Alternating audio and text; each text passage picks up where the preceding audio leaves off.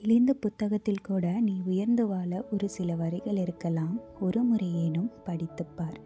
இந்த வரிகளை யார் எழுதுனான்னு எனக்கு தெரியாது, ஆனால் படித்த உடனே என் மனசில் பதிஞ்சிருச்சு.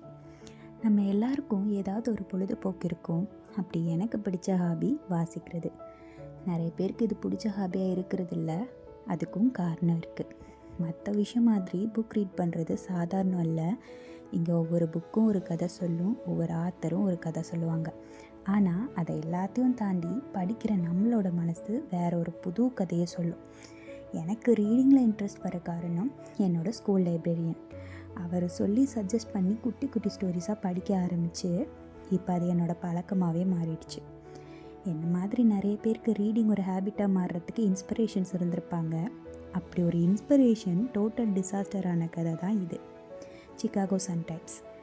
இது சிகாகோ சிட்டியில் ஒரு ஃபேமஸான நியூஸ் பேப்பர். இது வரைக்கும் இவங்க சக்ஸஸ்ஃபுல்லாக தான் இருந்திருக்காங்க. மே 18, 2025 ஹீட் இண்டெக்ஸ் அப்படின்னு ஒரு புக் ரீடிங் லிஸ்ட்டை சஜஸ்ட் பண்ணுற வரைக்கும். இதில் 15 புக்ஸும் அதோட ஆத்தர் நேமும் அவங்க பப்ளிஷ் பண்ணியிருக்காங்க. அதை பார்த்த மொத்த புக் லவர்ஸும் டென்ஷன் ஆகிடுறாங்க. அப்படி என்ன இருந்துச்சு அந்த லிஸ்ட்டில்? அந்த லிஸ்ட்டில் இருந்த 15 புக்கில் வெறும் 5 புக்கு தான் உண்மையான புக். மற்ற எல்லாமே எழுதப்படாத காவியம்.